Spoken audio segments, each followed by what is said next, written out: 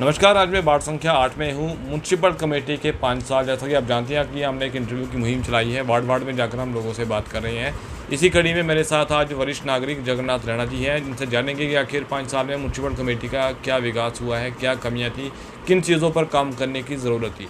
Sir, स्वागत है कठुआ में। सर, 5 साल में म्यूनसिपल कमेटी का विकास क्या देखते हैं? म्यूनसिपल कमेटी का ने विकास किया है, लेकिन अभी कुछ उसमें कमी है। जो काम किया उन्होंने, जितना काम हुआ बहुत काबिल तारीफ़ है, अच्छा किया है। और जो बाकी बचा है, हमें उम्मीद है कि वो भी ऐसा ही होगा और लोगों की जैसे लोग चाहते हैं वैसे ही होगा। अभी बहुत काम बाकी भी है, जिसमें हमारा कुछ दुकानें बननी हैं। बेरोज़गार नौजवान जो हैं हमारे पास, वो कुछ काम करना चाहते हैं, लेकिन उनको काम करने के लिए कोई जगह नहीं मिल रही है। तो हमारे नोटिफाइड एरिया में जगह है, जो पुराने महल थे उनके पास, तो वहाँ पर अगर दुकानें बन जाएं, हम रिक्वेस्ट करेंगे कि जल्दी जल्दी वो दुकानें बनाएं, ताकि बेरोज़गार नौजवान जो हैं वो अपना काम धंधा चला सकें। इसी कड़ी के साथ साथ म्यूनसिपल कमेटी का एक और काम था, तालाब वाला। तो तालाब वाला काम भी अभी तक अधूरा ही है। अभी शुरुआत ही मेरे ख्याल में नहीं हुई है। शुरुआत हो चुकी है, लेकिन काम धीमी गति से चल रहा है। लेकिन काम जो है, काम की स्पीड जो है बड़ी धीमी है। तो उसको स्पीडी किया जाए, ताकि उसके बाद और भी काम जो हैं वो अमल में लाए जाएं। तो एक काम को ख़त्म होने के बाद ही दूसरा काम शुरू किया जाता है, तो उसमें जो है ये काफ़ी अच्छा लगता है और लोगों की आशाएं जो हैं बढ़ जाती हैं और उनका म्यूनसिपल कमेटी के ताईं और भी अच्छा रुझान बढ़ेगा। तो इसके साथ साथ म्यूनसिपल कमेटी का जो काम है तो काबिल तारीफ़, लेकिन उसमें से थोड़ी सी खामी भी है। कुछ पाइपें जो हैं, जो उन्होंने ड्रेन्स बनाई हैं, ड्रेन्स के बीच में हैं, तो ये बाहर होनी चाहिए थी। ये रिक्वेस्ट करते हैं कि उनको बाहर निकाला जाए, ताकि अगर उनमें कोई लीकेज वगैरह हो तो वो टाइमली ठीक हो जाए। नहीं तो पानी सारा पॉल्यूट हो जाएगा और उससे कोई भी बीमारी फैलने का खतरा भी हो सकता है। तो उसके बाद ड्रेन्स का काम कुछ गलियों में नहीं हुआ है, कुछ महलों में नहीं हुआ है, तो वो भी पूरा किया जाए, ताकि बरसात के मौसम में लोग जो हैं उनको कोई परेशानी ना हो। अगर बात करूं पानी की, तो जब भी पानी की सप्लाई होती है तो लीकेज सबसे ज़्यादा होती है। जितना पानी लोगों के घरों में पहुंचता है, उससे ज़्यादा लीकेज हो जाती है। किस तरह देखते हैं, कितनी बड़ी लापरवाही? हाँ, ये तो इसके लिए तो महकमे वालों को देखना चाहिए, पानी वालों को, क्योंकि पानी जितने घर में आता है उससे आधा तो रास्ते में बह जाता है, ज़ाया हो जाता है। और जो पानी आता है वो भी साफ़ नहीं होता है, और कीचड़ वाला पानी आता है, मिट्टी वाला पानी आता है। और एक चीज़ और भी है कि ये पानी डायरेक्ट सप्लाई जो हमें दी जाती है, इससे कभी भी कोई ना कोई बीमारी जो है, वाटर बॉर्न डिजीज़ कहते हैं, वो हो सकती है। पेचिस भी हो सकते हैं, कोई और बुखार भी हो सकते हैं, टाइफाइड भी हो सकता है, कोई भी बीमारी हो सकती है, क्योंकि डायरेक्ट पानी जो है ये डैम से उठाया और हमारे घरों में पहुंचा दिया है। इसके लिए मैं रिक्वेस्ट करूंगा डिपार्टमेंट से कि एक फ़िल्टर प्लांट होना चाहिए, पानी जो है वो साफ़ होना चाहिए, क्योंकि एक पानी है जो कि अमीर भी पी सकता है, गरीब भी पीता है, कोई भी पानी के जानवर भी पीते हैं। इनके पानी के बगैर तो कोई रह ही नहीं सकता है। तो यही हमारा एक डाइट का हिस्सा है, हमारी खुराक का हिस्सा है। तो मैं रिक्वेस्ट करूँगा मुतल्लिका महकमा से कि वो इस ओर ज़्यादा ध्यान दें। तो इसके लिए अगर वो ध्यान नहीं देंगे तो हमें इसके लिए एजिटेशन पे उतरना ही पड़ेगा। सर अगर क्योंकि बिजली की ये बात बस करूँ अगर बिजली की बात करूँ तो बिजली का ढांचा है, ट्रांसफार्मर ज़मीन पे रखे हुए हैं, कम ऊंचाई पे है, बिना फेंसिंग के है, किस तरह देखते हैं कितना बड़ा एक हादसा है? हाँ, ये तो एक रिस्क वाली बात है। एक रिस्क वाली बात ये है कि ट्रांसफार्मर लगाए गए हैं और मोस्टली ट्रांसफार्मर जो हैं वो ज़मीन के ऊपर रखे गए हैं। और हमारे मोहल्ले में भी ऐसा हुआ है, वार्ड नंबर 8 में। वहाँ पर एक बकरी जो थी वो आई, उसके साथ टच हुआ, मर गई और 2-3 बेहोश हो गई, लेकिन बाद में वो ठीक हो गई। तो इसके लिए रिक्वेस्ट करेंगे डिपार्टमेंट से कि वो उनको फेंस कर दें, ताकि कोई भी जानवर वगैरह या इंसान भी कोई हादसे का शिकार हो सकता है, तो हादसा ना हो। तो इसके लिए टाइमली कोई ना कोई काम किया जाए। हमने ये भी देखा है कि आपके वार्ड में एक ऐसी भी गली है जिसे आज तक नहीं बनाया गया है, पानी की निकासी की व्यवस्थाएं नहीं है, पानी सड़कों पर फैल रहा है, गलियों में फैल रहा है। तो इसके लिए हमने चेयरमैन साहब से बात की थी, तो उन्होंने कमिट किया है कि मैं जल्दी ही इस वार्ड नंबर 8 की गली को, जो कि कुछ गली जो है कुछ हिस्सा बन गया है, कुछ उसको बनाएंगे। उन्होंने कहा, हमें इंश्योरेंस दिया है कि हम जल्दी ही इसका काम शुरू कर देंगे। तो कुछ कैश का या फाइनेंस का वो मसला था, तो शायद वो काम हो जाएगा। हम फिर भी रिक्वेस्ट करते हैं कि ये काम जल्दी से जल्दी पूरा किया जाए। स्वच्छता को किस तरह से देखते हैं, क्योंकि रोज़ाना जो कचरा है म्यूनसिपल कमेटी का वो बसोड़ी बनी सड़क से 30 ढलान पे खुले में फेंका जा रहा है, वहाँ पे रंजीत सागर झील का जलाशय भी लगता है, वहाँ कचरा बहुत समाता है। हाँ, ये भी एक मसला है, क्योंकि ये स्वच्छ भारत के अभियान में आता है और कचरे को आगे पीछे फेंकना, इससे कोई ना कोई बीमारी तो ज़रूर पैदा होगी। या ये डैम में जाएगा, डैम में पड़ेगा, बाकी पानी जो है वो पॉल्यूट हो जाएगा और वही पानी हमारे घरों में डायरेक्ट आ जाएगा। तो ये गंदगी जो है फिर हमारे घरों में पहुंच जाती है। एक हम उठा के फेंकते हैं, वो जो लोडर्स वगैरह आते हैं उन पे हम डाल देते हैं, लेकिन जब वो फेंकेंगे पानी में जाएंगे तो पानी फिर हमारे घर में पहुंच जाएगी वही गंदगी। तो इसलिए मैं रिक्वेस्ट करूंगा कि इनको डिस्पोज ऑफ करने के लिए कोई जगह बनाई जाए या फिर इसको डिस्पोज ऑफ किया जाए, और इसकी रिसाइकलिंग भी हो सकती है, इसके लिए खाद भी बनाई जा सकती है, इसको बहुत यूटिलाइज भी किया जा सकता है। तो मैं नोटिफाइड एरिया से रिक्वेस्ट करूंगा चेयरमैन साहब से कि वो इसके बारे में सोचें, ताकि इसके लिए बकायदा एक प्रोजेक्ट बनाया गया था सॉलिड वेस्ट मैनेजमेंट का, वो भी अधर में लटका हुआ है। तो वो जो प्रोजेक्ट बनाया गया था उसको ज़रा बूस्ट किया जाए दोबारा।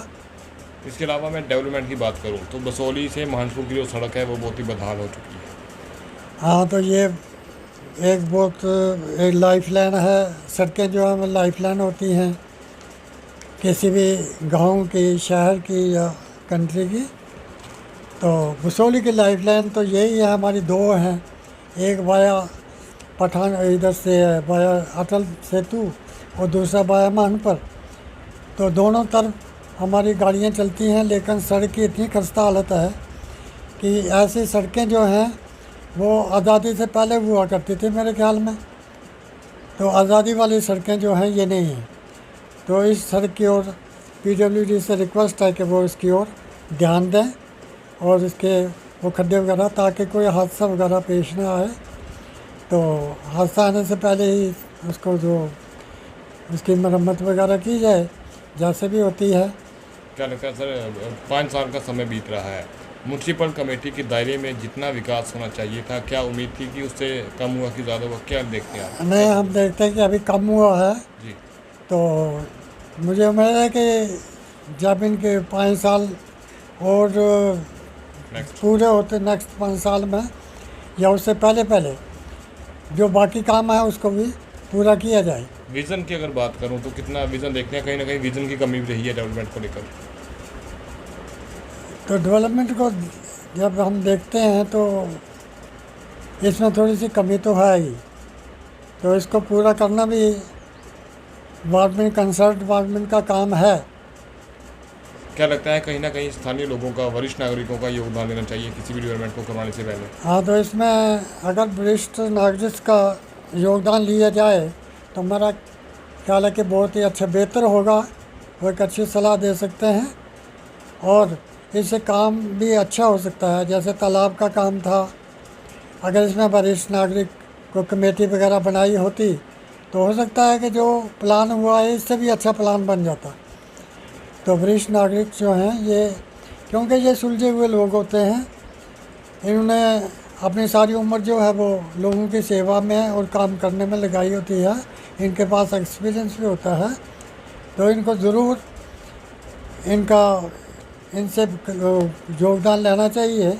आपने सर जैसे बताया कि बसोली म्यूनसिपल कमेटी की डेवलपमेंट हुई है, क्या क्या डेवलपमेंट हुई है, कुछ काम गिनाएंगे उनके? हाँ, तो मैं ड्रेन्स बनी हैं, ड्रेन्स और अभी बन भी रही हैं, कुछ बनी है।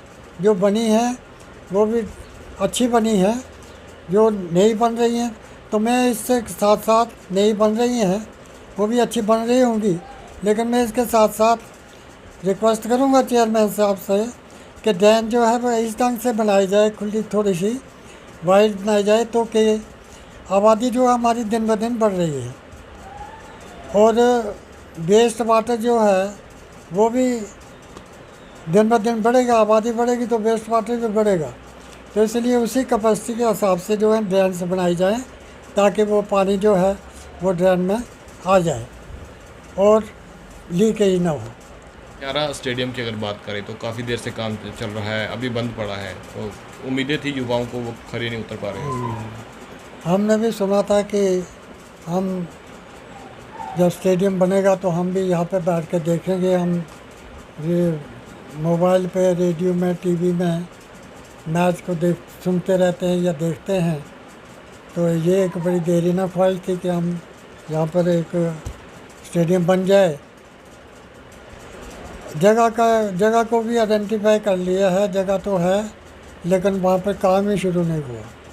हमारे नौजवान यहाँ पर बहुत अच्छे अच्छे खिलाड़ी हैं जो कि खेतों में खेलते रहते हैं, तो इन बच्चों को अगर स्टेडियम होता तो आज हमारे बच्चे भी, जैसे बसोली के बच्चे जो हैं वो भी टूर्नामेंट में जा सकते थे, दूर दराज में मैच खेलने के लिए जा सकते थे, जैसे कि श्रीनगर के लोग जा रहे हैं या हमारे जम्मू के जा रहे हैं। तो मैं रिक्वेस्ट करूंगा कंसर्न डिपार्टमेंट से कि वो इस ओर ध्यान दें और जल्द से जल्द इस स्टेडियम को बनाएं और थोड़ा ही बना के इसकी शुरुआत तो करें ताकि लोग आना जाना शुरू हो जाएं और बच्चों को थोड़ी सी इंकरेजमेंट मिल जाए। और एजुकेशन सेक्टर की अगर बात करूँ तो एजुकेशन सेक्टर में रेवोल्यूशन लाने के लिए क्या कदम उठा के चलने चाहिए? एजुकेशन का सेटअप जो है 1935 में शुरू हुआ था। बहुत से कमीशन आए, बहुत से बनाए गए, लेकिन कोई भी कमीशन आज तक जो है वो सक्सेसफुल नहीं हुआ, क्योंकि प्रमोशंस जो हैं वो